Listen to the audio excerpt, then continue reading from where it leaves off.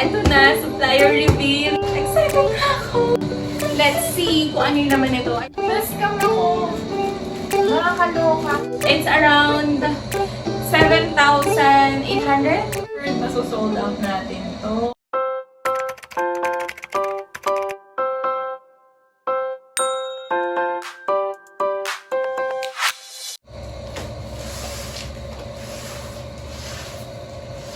Hi guys! So welcome to another vlog.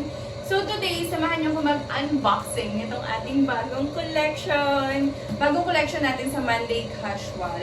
Dito pala ako ngayon sa ating live room. So kung may naririnig kayo na maingay, yun yung ating aircon. Binuksan ko kasi medyo mainit dito sa room. So yeah, actually if you are an online seller or ukay-ukay seller, alam mo na kung ano tong collection na to.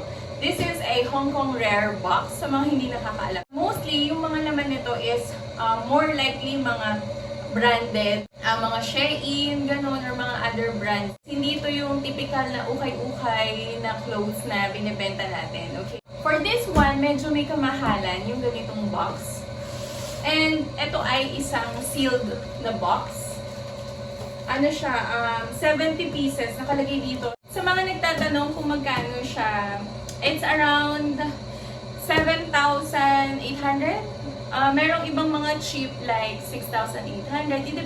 Depende pa rin sa inyo kung ano yung kukunin yung bill or kung ano yung kaya ng budget nyo. Alam natin na may kamahalan yung mga ganito kasi nga this one is mostly imported yung mga damit and hindi siya yung mga used quality clothes or yung mga used clothes na binibenta natin like the normal one. So yeah, excited na ako! Buksan siya! Okay, sa mga nagtatanong ng supplier, eto na, supplier reveal. May nagagalit na sa akin dyan. Alam ko may magagalit na sa akin dyan. Bakit daw hindi ko sinasabi kung sino yung supplier ko? Pero hello naman, guys! Yung mga supplier, ang dami sa Facebook. Ang dami, as in. I-search nyo lang mga ukay-ukay bills. I-search nyo lang yung code ng bills na gusto nyo. Ang dami. So, eto naman, this one, I bought it sa AA Clothing. Ayan ha, sinabi ko na sa inyo. Sinabi ko na sa inyo yung ating supplier. Ilalagay ko dyan sa baba or yung kanilang Facebook page or yung kanilang Facebook link sa description box.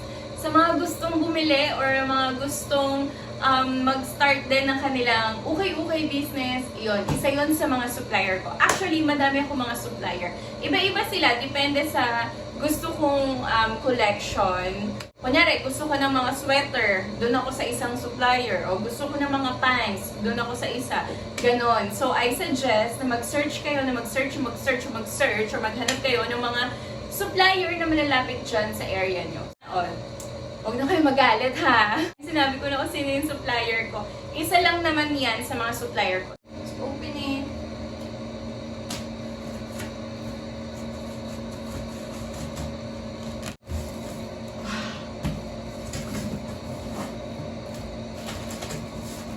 Ito guys yung naman ng ating Hong Kong box.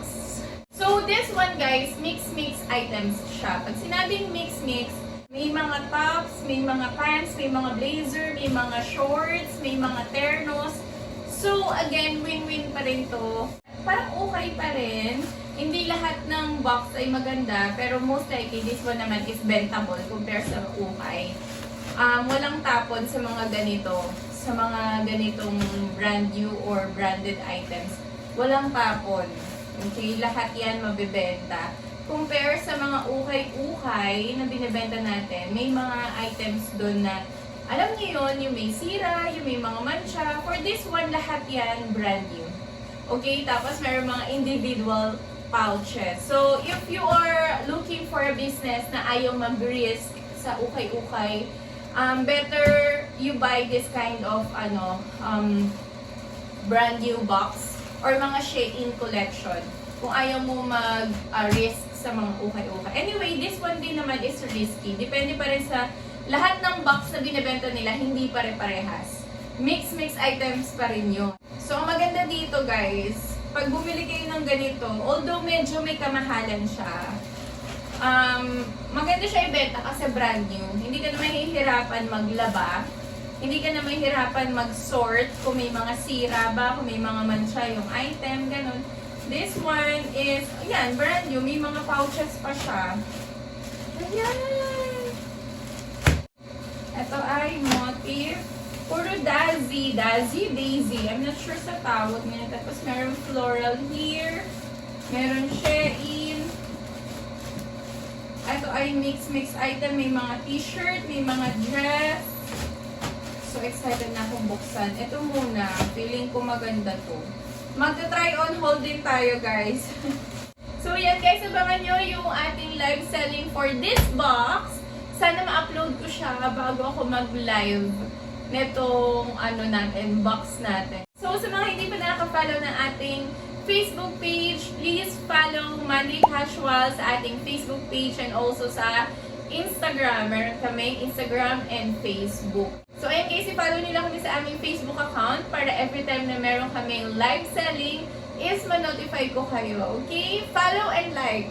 And ilalagay ko sa description box yung link ng ating Facebook page. And I hope na yung mga viewers ko is maging minors ko din kayo sa ating live selling. So abangan ko yan guys ha. Kapag napanood nyo tong aking vlog, please mag-comment kayo sa live ko kapag naabutan nyo ako nagla-live ha. Sabihin nyo hi, ganyan. Joke lang. Mag-mind na rin kayo. Okay? Oh my gosh, ang ganda naman nito! Ang ganda naman nito, long dress. This is brand new. Ayan, Shein. Ganda, perfect pamasko. Ang ganda din ng quality niya, oh. May texture yung kanyang, tela. Oh, tulad niyan mga sis. Sa mga ganitong box, hindi may iwasan yung merong kaparehas. Yung dalawa or tatlo sa isang box, ganun. Uy, ito ang ganda. Buksan natin to. Ay, ang cute naman! Uy, ang ganda na ito! Ayan o, kita nyo ba? Wait lang ah.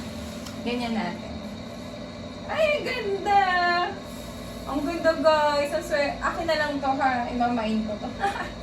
Imamain? Anong size pa nito? Ay, XL pala to. So, malaki. Swerte nung makakuha nito. Saka may wire. Ayan, may pa-wire siya. Ayan, meron tayong nakuhang pants. O, ayan.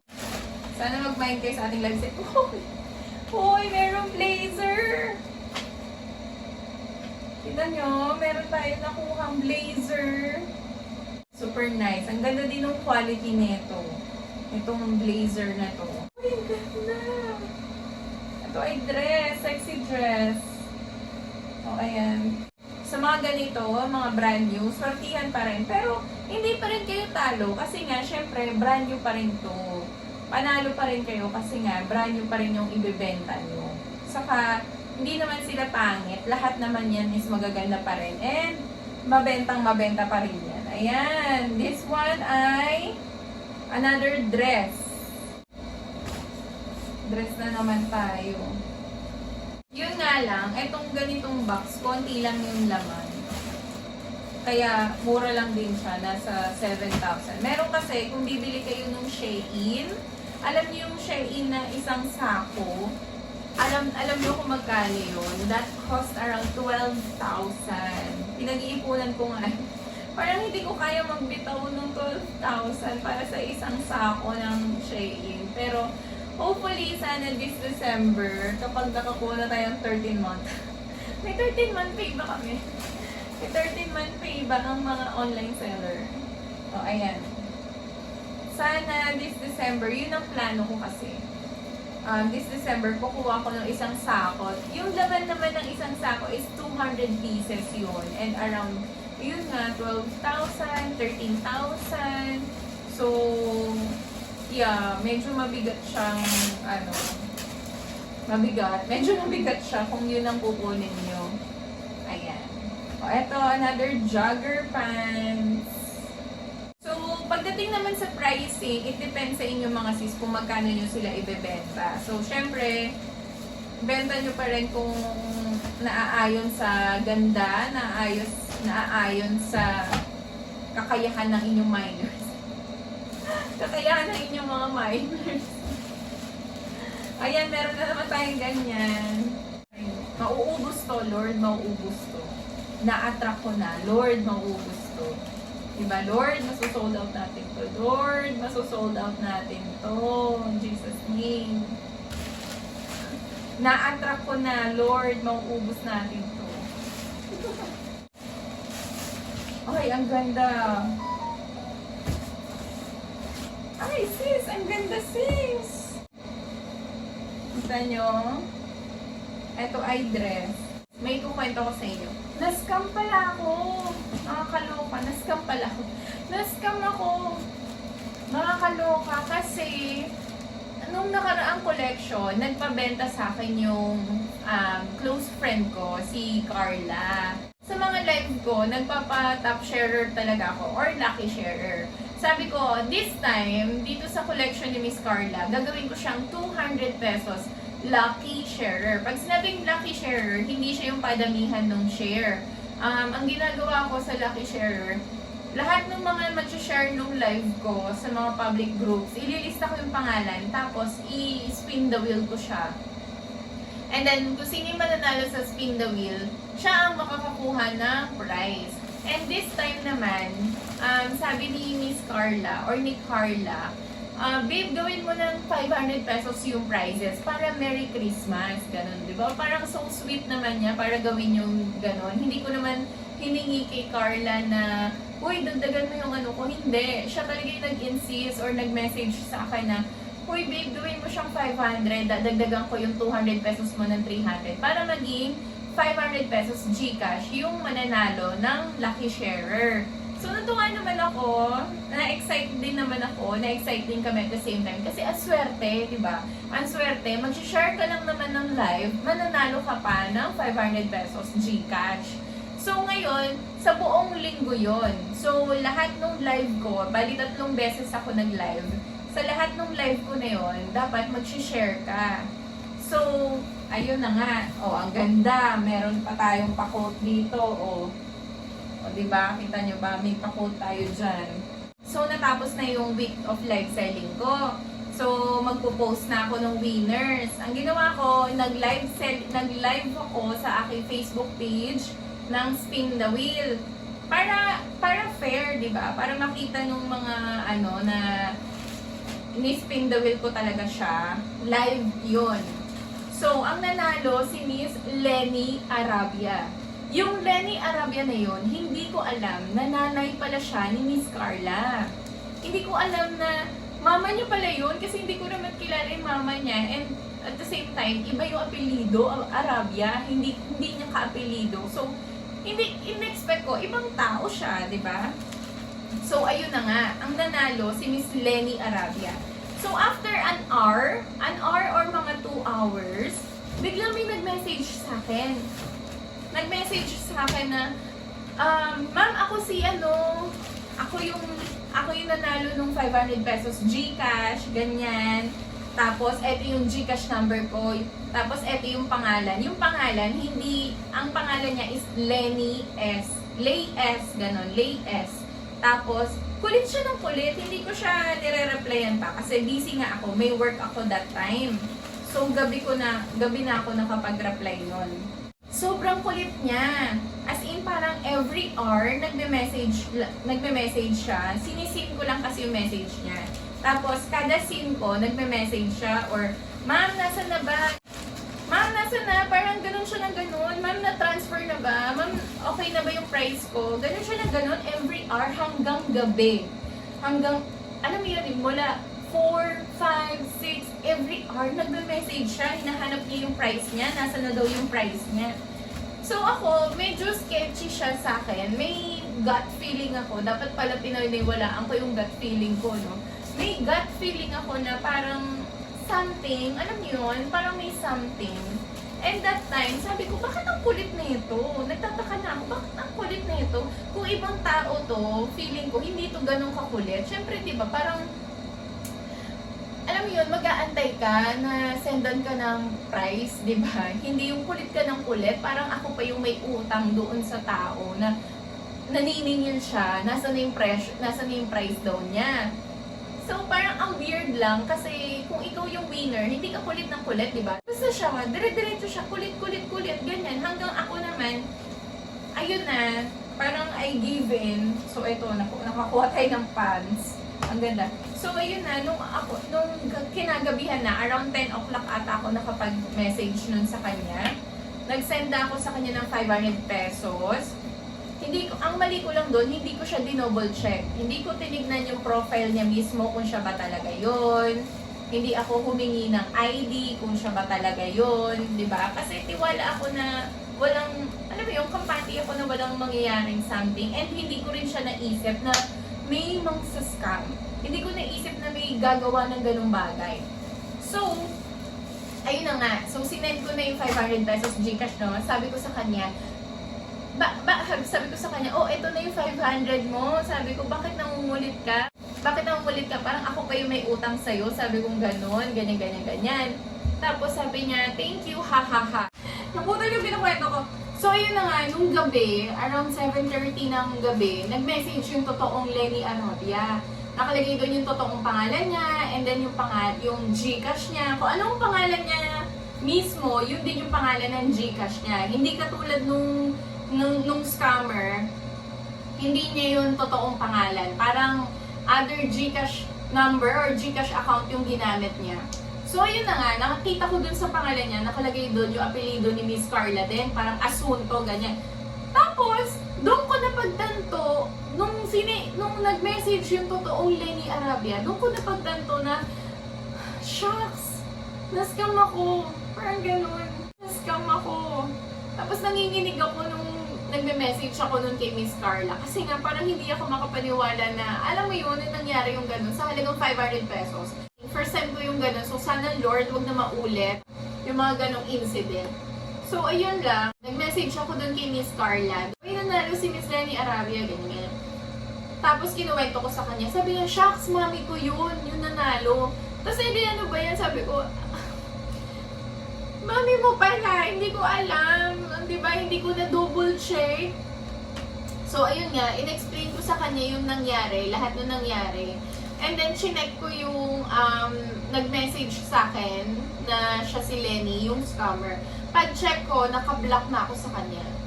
Naka-Facebook user na siya, naka-deactivate na siya, and naka-block na ako sa kanya. Pero nakikita ko pa rin yung message namin, pero hindi ka na makaka-reply. Nakalagay doon, this person is not available on Messenger. Parang ganun. So, ayun na nga. So, na-scam ako. Pinagtawanan niya pa ako, no? Kasi parang nainis ako sa kanya kasi madali siya na madali. So, yun pala. Kaya pala siya nagmamadali kasi scammer siya. Kaya pala, ganun pala yun, no? Kapag may gut feeling ka na something, so dapat paniwalaan mo yung ganun eh, yung gut feeling. Kaya pala, there's something off that time na parang, bakit kaya siya ganito? Bakit siya nagmamadali? Ganyan. Ganun pala yung mga modus nila, mamadaliin ka, ganyan. So, ikaw naman, syempre busy ka, may ginagawa ka, tapos may kulit ng kulit sa'yo, di ba mapapa-give in ka na rin? So, ayun lang, guys. Double check natin sa susunod yung mga ganyan. So, huwag tayo agad-agad magpaniwala sa mga Ang mali ko lang, guys, hindi ko chinek yung profile. Hindi ko rin din naman naisip na may manggaganon. Yun lang. Kaya hindi ko rin siya naisip na may scam. Diba? So, ayan, meron na naman tayong nakuhang blazer. Parang may katerno to na pants. Ayan, may nakuha tayong blazer, guys. Another blazer. Muulan ata ng blazer ngayon sa Hong Kong box natin. Ayun, guys. So, lesson learned to sa akin. So, kapag magpapaganyan ako or may mga prices na pera, siguro I need to double check. I-double check natin maigi kung sino ba yung kausap natin. Lalo na sa panahon ngayon na magpapasko, madami talagang mga scammer. And na-realize ko, yung scammer na latest na yun, na Gcash, parang nasendan ko na yung dati. Nasendan ko na yung dati ng top sharer. O, ayan, may another pants na naman tayo, guys. O, ayan, pants. Naiinis pa rin ako. Alam nyo, kahit 500 pesos Gcash lang yun, kahit 500 pesos yung nawala sa akin, hindi naman siya nawala, actually, kasi bibigay ko naman siya talaga. To the point na na-scam ako, parang yun lang, hindi ko matatanggap. Di pa ako natapos sa mga unboxing ko. Ang dami ko nang nakwento sa inyo. Hindi pa rin ako tapos mag-haul. O ayan, meron tayong short na nakuha. Akala ko terno to. Short lang pala. Excited na ako. I-try on haul to. Oh, may dress. Oh, ayan. Ang ganda. So, ayun guys. Napakita ko na halos lahat. Ita-try on haul natin tong mga nakuha natin. Okay? So yeah, thank you so much guys for joining me today sa another unboxing. So I hope to see you guys again in our next vlog. Don't forget to like and subscribe to our YouTube channel. And also, please don't forget to follow and like our Facebook page, Monday Casual. Okay? Bye!